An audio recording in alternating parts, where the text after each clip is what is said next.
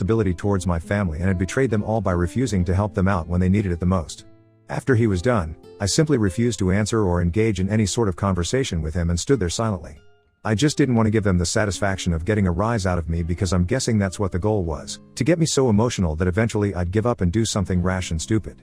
But I'm not an idiot, and their desperate measures weren't going to help their case at all, which they should have realized by then.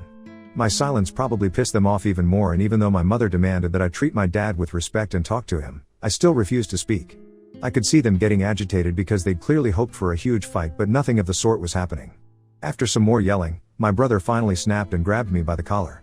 He then proceeded to try and hit me, but my dad managed to pull him back just in time while he yelled about how I was nothing but just a jealous loser who would never amount to anything. I mean, it was really funny, coming from an unemployed guy still living with his parents and begging his brother for money to live on, but okay. I told them that they needed to leave or else I'd actually call the cops, and seeing how they're broke, they should probably make a run for it within the next 5 minutes. Begrudgingly, they went away, but not before one last-ditch attempt by my mother to shame me into coughing up some money. It still didn't work, and eventually, they left. It's been almost a day since that, and they haven't tried to contact me since, and I'm truly hoping that it stays this way now.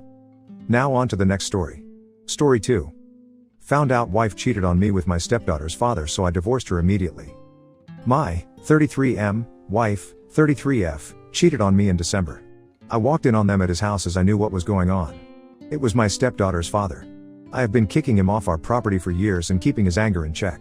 I spent all day taking care of the house, the pets, the yard, and her daughter, 4F.